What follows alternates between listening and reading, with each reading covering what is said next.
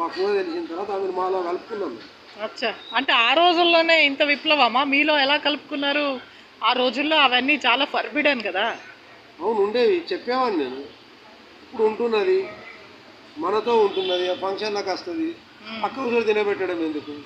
మనతో కలుపుకుంటే బాగుంటుంది. కలుపుకోవడం మంచిది.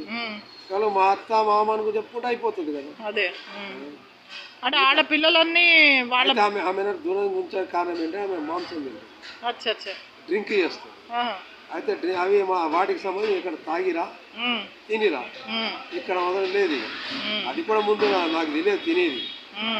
ఒకదే ఇట్లా తింటున్నది, తింటే చూసి అమ్మతో చెప్పా, నువ్వు ఎవరికి చెప్పకరా అన్న. అంతే. మీ తాత రిలేటివ్స్? మా తాత అంటే అమ్మ. పిల్లలు ఉన్నారా? ఆమెకు పిల్లలు ఉన్నారా? మా అమ్మే కదా నాకు చెప్పింది, ఆమె అక్కడ లేదు. లేరా? వేరే ఇలాగే పుడి తెచ్చుకున్నాడు, పెట్టుకున్నాడు. భార్య ఏం కావాలో తీసుకపోండి, బండవు తిడుతుండే నాకు ఆ పద